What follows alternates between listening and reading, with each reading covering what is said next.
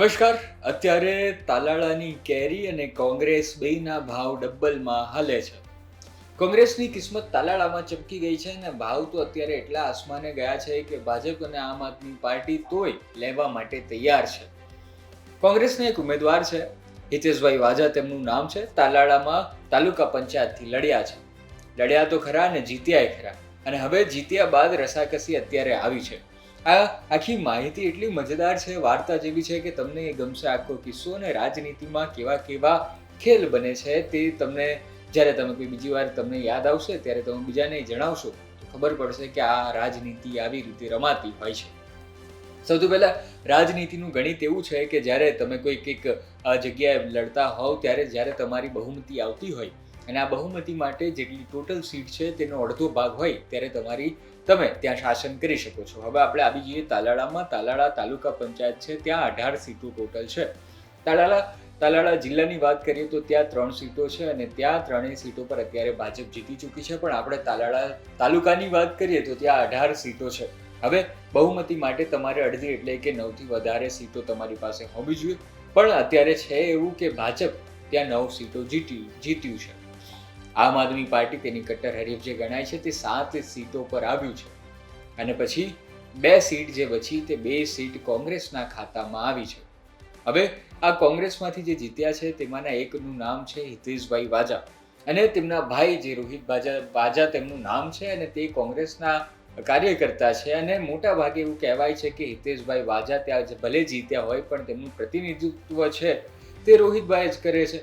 એટલે હવે ગુજરાત તક જે છે તે રોહિતભાઈ સાથે સામે પહોંચ્યું અને તેમણે જે મોટા ખુલાસાઓ કર્યા તે તમે સાંભળો કે કઈ રીતે ભાજપ અને આમ આદમી પાર્ટી કોંગ્રેસના આજે 2 કિંગ મેકરો છે તેમને પોતાનામાં સમાવી લેવા માટે જે ગડમથલ કરી રહી છે તેનો આખો કિસ્સો તમે રોહિતભાઈ પાસેથી જ સાંભળો. સોલ સેમરવાવ બેઠક ઉપર તાલુકા પંચાયતની ચૂંટણી મારા નાના ભાઈ લડેલા છે અને અમે 600 મતની આજુબાજુ જીતેલા છે. શું કારણ છે કે તમે કોડીનારમાં રહો છો અને ત્યાં લડવું પડ્યું? કોડીનાર એક મારું અંગત પહેલું છે અને પાર્ટી દ્વારા હુકમ કરવામાં આવ્યો કે ભાઈ સોલ સેમરવાવ બેઠક તમારે લડવી પડશે, એટલે લડ્યા અમે.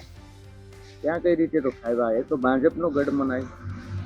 હવે મતદારોને રીઝવવામાં અમે સફળ રહ્યા છે. અમે સંપૂર્ણ મેનેજમેન્ટ કર્યું છે અને પાર્ટીની વિચારધારા લોકો સુધી પહોંચાડી છે. અને ક્યાંક ને ક્યાંક ભાજપ પ્રત્યેની તાનાશાહી, ભાજપ પ્રત્યેની નારાજગી, જે તાનાશાહી ચલાવે છે એનાથી લોકો નારાજ હતા અને એનો સીધો લાભ અમને મળ્યો છે.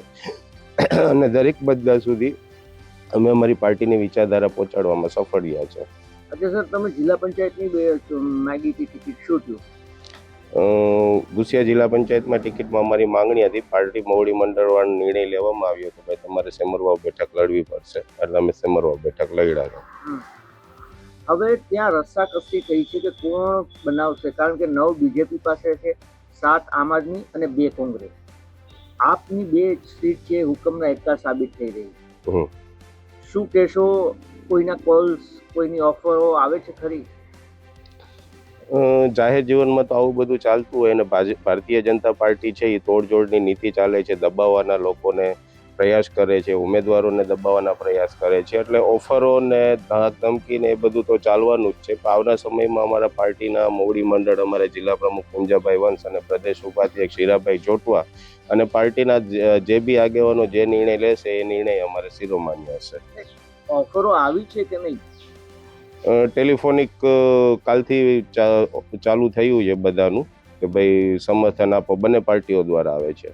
એટલે ધાક ધમકી હોય છે કે ઓફર મતલબ પૈસાની હોય છે કે બીજી? એ તો હવે બધા જાણે જ છે. ભાજપ કઈ ભાષામાં વાત કરે છે, ભારતીય જનતા પક્ષ કઈ ભાષામાં વાત કરે છે. લોભામણી સ્કીમો પણ આવે અને બીજું પણ આવતું હોય. પૈસાની ઓફરો કેવી આવે? એ તો હવે ભારતીય જનતા પાર્ટી ખરીદ પાર્ટી જ છે એટલે આવશે. પણ અમારા કોંગ્રેસના કોઈ પણ સભ્ય વેચાવ નથી, એ ભારતીય જનતા પાર્ટીને સમજી લેવું જોઈએ.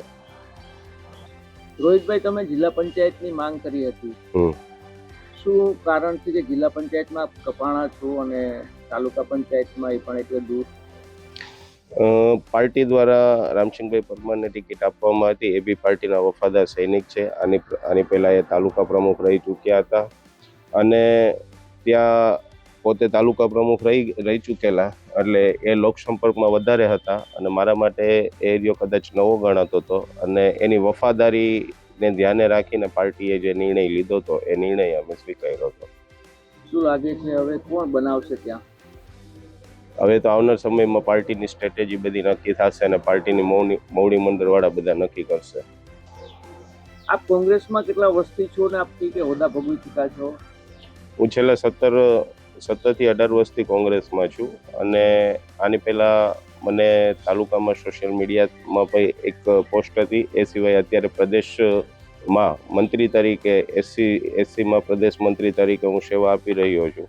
હવે તમને આ આખું રાજનીતિનું અટપટું ગણિત અને આખો કિસ્સો સમજાઈ ગયો હશે કે 18 સીટોમાંથી 9 સીટો ભાજપ જીત્યું, તોય ભાવ કોંગ્રેસના ડબલ છે. કોંગ્રેસના એક ઉમેદવારની કિસ્મત ચમકીને આમાં મોટો ખુલાસો તો એ છે કે તેમને હવે લાખોની ઓફર એ મળી રહી છે.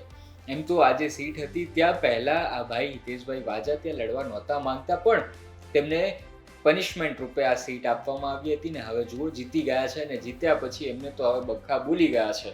ટૂંકમાં હવે તેઓ ક્યાં જોડાય છે, ક્યાં નથી જોડાતા, પક્ષ સાથે જોડાયેલા રહે છે કે નથી જોડાતા, તે તો હવે સમય આવતા જ જણાવશે. એટલે કે નવો અધ્યાય જે છે તે હિતેશભાઈ વાજા અને કાઉન્સમાં વાત કરું તો રોહિતભાઈ વાજા જ્યાં કહે ત્યાં જોડાય અને ત્યારબાદ આખું આ વાર્તા છે તેની બીજી સિઝન આવવાની રહેલી છે. પણ આખી વાર્તામાં તમને શું લાગ્યું? રાજનીતિ કેવી રીતે રમાય છે અને તમે આ પરિણામથી ખુશ છો કે નથી? તે તમામ વાતો તમે અમને કોમેન્ટમાં જરૂર જણાવજો. ધન્યવાદ.